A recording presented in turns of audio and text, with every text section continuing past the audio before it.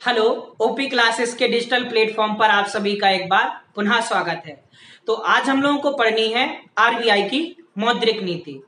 मौद्रिक नीति के तहत हम लोग पढ़ेंगे CRR, SLR, repo rate, reverse repo rate, bank rate और जानेंगे और भी बहुत सारी बातें। मौद्रिक नीति के तहत क्या होता है, आरबीआई अपने सहायक बैंकों के लिए ऐसे नियम और कानून बनाती है जिसकी वजह से बाजार में मुद्रा का प्रवाह सुगमता से हो सके। तो सभी प्रकार की बातें जानेंगे, क्या होता है मुद्रा का प्रवाह। ठीक है, आइए शुरू करते हैं। तो आरबीआई की मौद्रिक नीति, ठीक, तो इसमें हम लोग लिख सकते हैं वे नियम तथा कानून जो आरबीआई सहायक बैंकों के लिए बनाए जिससे मुद्रा का प्रवाह सुगम हो सके। ठीक, अगर बात की जाए मौद्रिक नीति की तो यह दो प्रकार से डिफाइन होती है। एक होती है आपकी मात्रात्मक और एक होती है गुणात्मक। एक होती मात्रात्मक तथा दूसरी होती है गुणात्मक। ठीक, हम लोगों को पढ़नी है मात्रात्मक। जितने भी प्रकार के जो रेट होते हैं वो मात्रात्मक मौद्रिक नीति के तहत ही आते हैं। ठीक, तो इसी में हम लोग शुरू करते हैं और सबसे पहले हम लोग जानेंगे कि सीआरआर क्या होता है।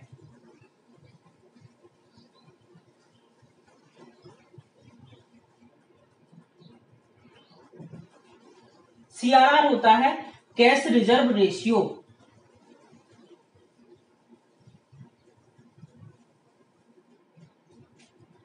तो सीआरआर इसको बोलते हैं हम लोग कैश रिजर्व रेशियो।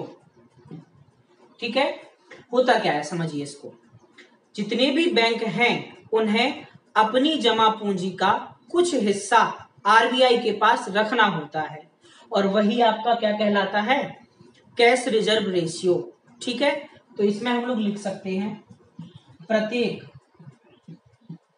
बैंक को अपनी जमा पूंजी का कुछ हिस्सा आरबीआई के पास, ये देखिए शब्द लिखा है कैश यानी नगद, नगद रखना होता है। तो वो क्या कहलाता आपका सीआरआर। ठीक, अच्छा एक शब्द आया यहाँ पे नगद।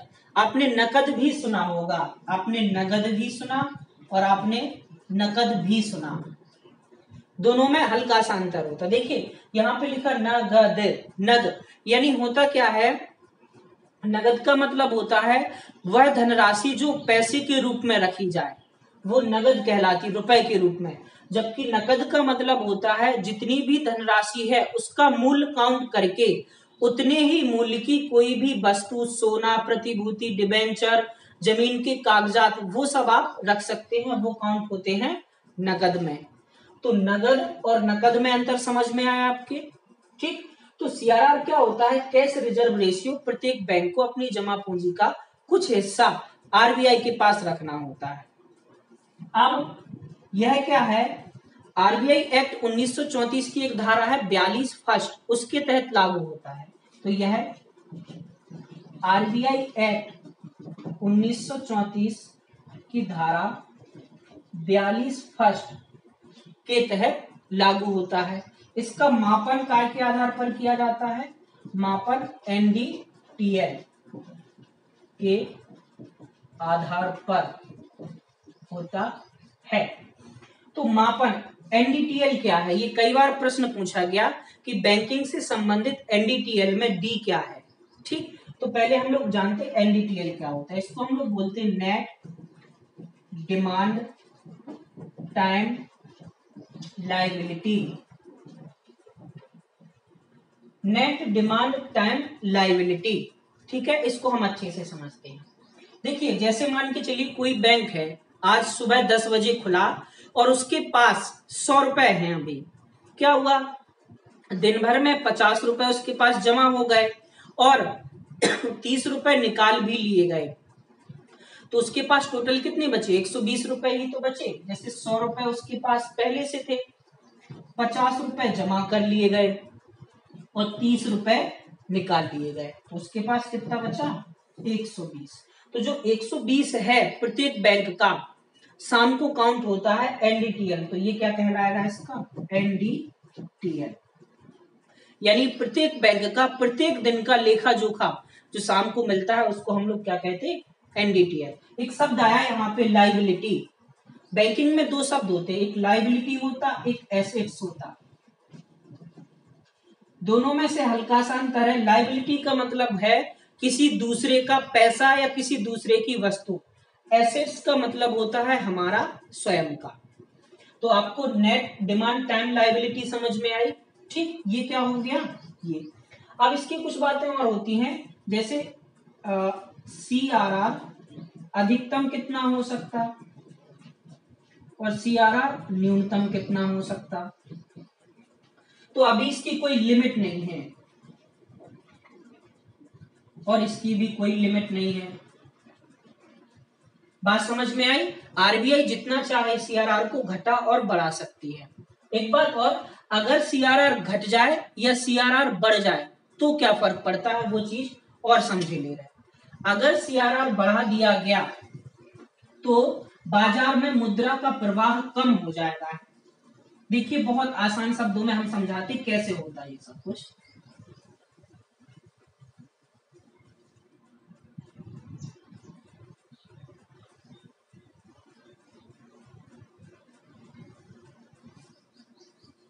देखिए मान के चलो CRR प्रेजेंट टाइम की बात की जाए तो CRR वर्तमान में है 3%। अगर हमने इसको बढ़ा के 5% कर दिया या घटा के 2% कर दिया, तो देखना समझना 3% का मतलब है किसी भी बैंक को 3% रखना होगा किसके पास? आरबीआई के पास। मान के चलो हमारे पास 100 रुपए थे बैंक के पास, उसने 3% रख दिया तो शेष कितना बचा? 97। यहाँ पे शेष कितना बचेगा? 95। और यहाँ पे शेष कितना बचेगा? 98। अब देखिए CRR 97, CRR के बाद 97 रुपए बैंक के पास थे, यानी ऋण देने के लिए उसके पास 97 रुपए हैं। लेकिन CRR जब हमने बढ़ा दिया तो बैंक के पास मात्र 95 रुपए बचे, यानी क्या हो गया? मुद्रा का प्रवाह कम हो गया। यहाँ देखो इतनी मुद्रा ही तो बाजार में जा पाएगी, मुद्रा का प्रवाह कम हो गया। यहाँ पे देखिए अगर CRR हमने कम कर दिया तो बैंक के पास ज्यादा पैसे हैं और वह ज्यादा रुपए लोन के रूप में दे सकता है, यानी यहाँ मुद्रा का प्रवाह बढ़ गया है। तो यहाँ एक बात लिख सकते, CRR बढ़ जाने पर मुद्रा का प्रवाह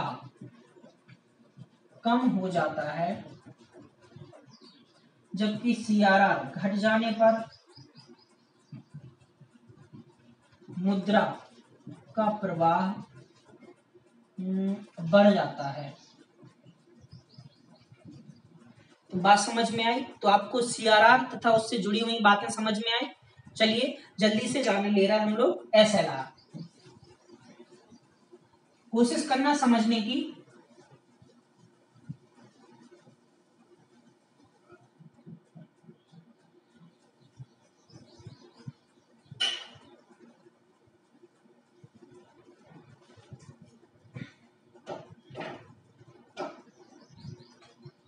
SLR स्टेशनरी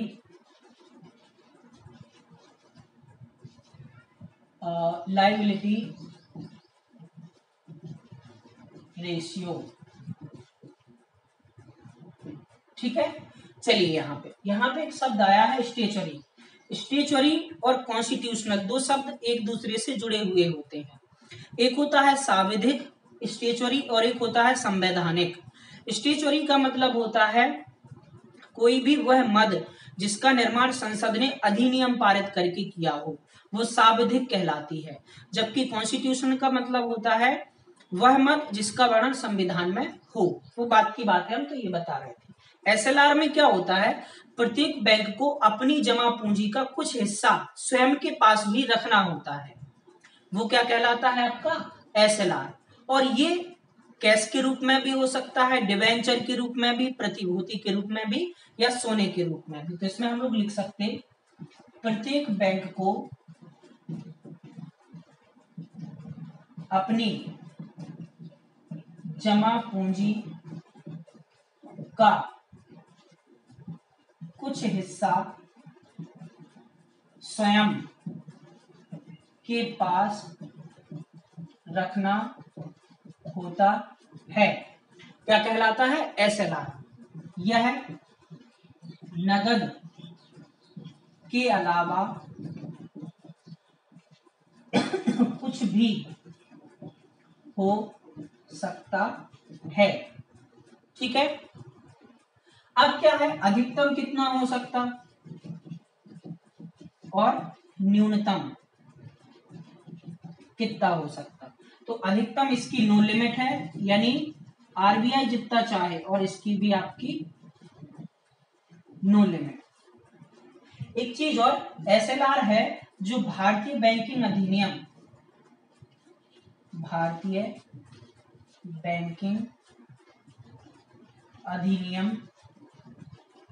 1949 की धारा 24 के तहत लागू किया जाता है। किसके तहत? 24 के तहत। और इसमें भी वही होता, अगर एसएलआर बढ़ जाएगा तो मुद्रा का प्रवाह कम होगा, एसएलआर घट जाएगा तो मुद्रा का प्रवाह अधिक होगा। मुद्रा का प्रवाह हम पहले आपको बता चुके हैं।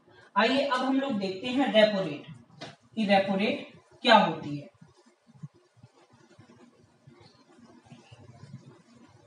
रेपो रेट में क्या होता, यदि कभी किसी सहायक बैंक को कुछ पैसों की जरूरत पड़ी तो वो आरबीआई से पैसा उधार लेता है, और वह उधार जिस दर पर दिया जाता है, यानी ब्याज देना पड़ेगा, तो जो ब्याज जिस दर पे दिया जाएगा उसको हम लोग रेपो रेट कहते हैं। तो लिख सकते हैं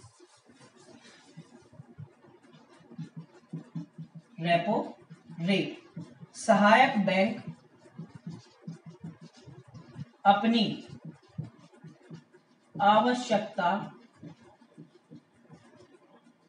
के लिए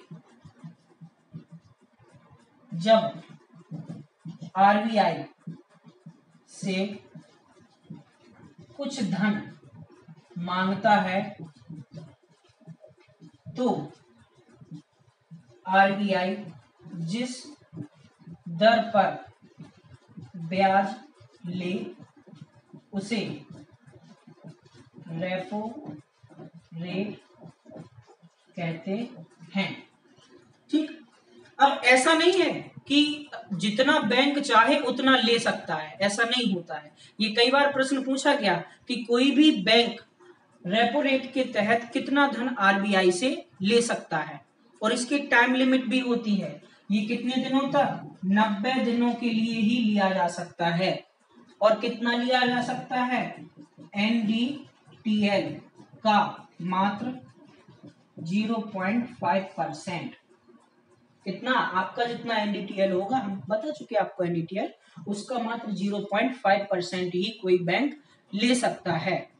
अच्छा, इसके अलावा क्या है, जब आप आरबीआई के पास पैसे मांगने के लिए जा रहे हो तो ऐसा तो होगा नहीं कि आरबीआई आपको ऐसे ही देगा। आपको आरबीआई के पास कुछ रखना होगा।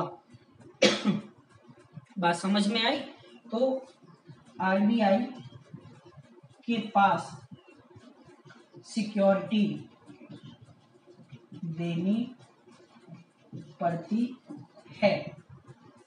तो बात समझ में आई आपको? रेपो रेट कितने दिनों के लिए और कितनी दी जा सकती है। अब हम लोग देखते हैं reverse repo rate. Reverse repo rate में क्या होता, मान के चलो कभी आरबीआई को जरूरत पड़ गई, और होता भी है ऐसा। हमने आपको बताया था न्यूनतम निधि पद्धति, जिसके तहत आरबीआई पैसे छापने के लिए न्यूनतम निधि पद्धति का प्रयोग करता है। बताइए न्यूनतम निधि पद्धति कब लागू हुई थी? जितने लोगों को याद हो वो कमेंट कर दें नीचे। तो क्या होता है? Reverse repo rate. ठीक है। रिवर्स रेपो रेट में उल्टा होता है। आरबीआई को जब कभी जरूरत पड़ेगी तो वो अपने सहायक बैंकों से पैसे लेता है, और उस पैसे के बदले उसे ब्याज भी देता है। तो यह ब्याज जिस दर पे दिया जाता है उसे रिवर्स रेपो रेट कहते हैं। रिवर्स रेपो रेट से हमेशा कम होती है। क्यों? आरबीआई थोड़ी ना ज्यादा ब्याज देगा सहायक बैंकों को, इस वजह से। तो इसमें हम लोग लिख सकते हैं जब आरबीआई अपनी आवश्यकता पूर्ति के लिए सहायक बैंकों से कुछ पैसा या धन उधार ले, तो जिस दर से आरबीआई ब्याज देगा वो आपकी क्या कहलाती है? Reverse repo rate. तो बात समझ में आई? ये हमेशा कम होती है। वर्तमान में कितनी है? 3.75। और अगर रेपो रेट की बात की जाए तो ये है 4.40। सीआरआर की बात की जाए 3%, एसएलआर की बात की जाए 18%। ये आपको याद होनी चाहिए, ठीक है? ये आज की डेट की हैं। जब कभी आप कोई एग्जाम देने जाओ तो इनको एक बार आप चेक कर लिया करो। किसी भी न्यूज़पेपर में जब मौद्रिक नीति जारी होती है तो ये आपको बताए जाते हैं। सबसे आसान तरीका है, आप आरबीआई की ऑफिशियल वेबसाइट पे जाइए, वहां पे आपको ये सारी चीजें बिल्कुल करंट के हिसाब से मिल जाएंगी कि क्या चल रही है, ठीक है? आगे हम लोग देखते हैं बैंक दर। बैंक दर क्या होती है? अभी हमने आपको बताया रेपो रेट में कि आरबीआई सहायक बैंकों को 90 दिनों के लिए कोई पैसा देता है अगर वो मांगे।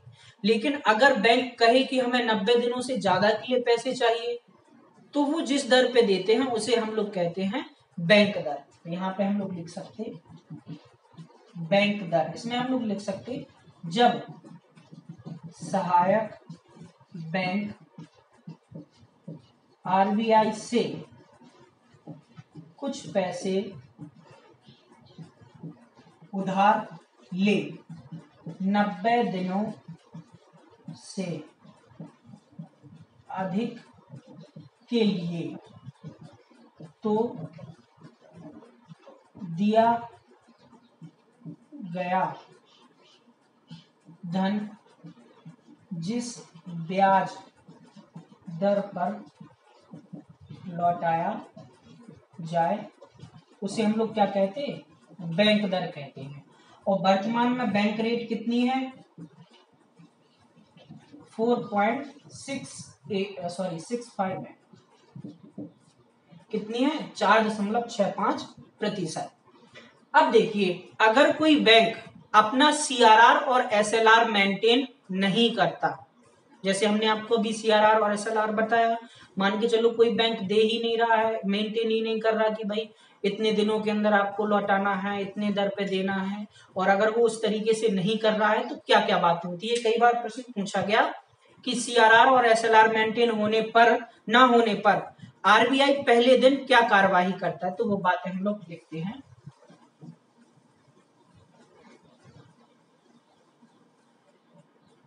बस एक दो बातें और रह गई हैं। मौद्रिक नीति की जो महत्वपूर्ण बातें थी वो सब कंप्लीट हो गई। यहाँ पे लिखें, यदि सहायक बैंक सीआरआर तथा एसएलआर को सही से ना दर्शाएं या ना चुकाएं तो पहले दिन, फर्स्ट डे, क्या होता है कि जो बैंक है, जो बैंक दर चल रही है उससे 3% अधिक ब्याज ले लेता है, यानी bank rate plus 3% extra. Second day क्या होगा? Bank rate plus 5% extra. तीसरे दिन ये हो जाता है, फिर यहां पे हो जाती है कानूनी कार्यवाही। बात समझ में आई। बस एक चीज और हम समझे ले रहे हैं जिसका नाम है MSF, मार्जिनल स्टैंडर्ड फैसिलिटी, ठीक है, सॉरी स्टैंडिंग फैसिलिटीज। तो इसके बारे में हम लोग लिख सकते हैं मार्जिनल स्टैंडिंग फैसिलिटी, ठीक है। देखिए ये क्या होता है मार्जिनल स्टैंडिंग फैसिलिटीज। मान के चलिए किसी बैंक को बहुत ही कम समय के लिए ब्याज चाहिए, एक दिन या 24 घंटे के लिए ब्याज चाहिए, तो वो MSF कहलाता है। तो इसमें हम लोग लिख सकते हैं जब कोई बैंक RBI से मात्र एक दिन या 24 घंटे के लिए पैसा उधार लेता है तो MSF कहलाता है। ये कितना दे सकते हैं, ये भी आपको उसी के हिसाब से मिलेगा, NDTL के हिसाब से। NDTL का 2% तथा यह 1 करोड़ के गुणज में होता है, ठीक है। तो ये थी आपकी मौद्रिक नीति से संबंधित कुछ बातें। एक बार हम वो एक साथ लिखे दे रहा है, मौद्रिक नीति की जो आपकी दरें हैं वो क्या क्या हैं, आपको याद होनी चाहिए बिल्कुल। ये समझ लीजिए, ये कभी भी किसी भी एग्जाम में पूछ ली जाती है, ठीक है। तो CRR, SLR, repo rate, reverse repo rate और बैंक रेट, ठीक है। CRR है आपका 3%, ये है 18%, रेपो रेट है 4.40%, रिवर्स रेपो रेट है 3.75% और ये है 4.65%, ठीक है। ये आपको याद होनी चाहिए। हमने अभी एक प्रश्न पूछा था तो कि RBI की न्यूनतम निधि पद्धति कब लागू हुई, ये 1957 में लागू हुई थी, ठीक है। आज के लिए इतना ही।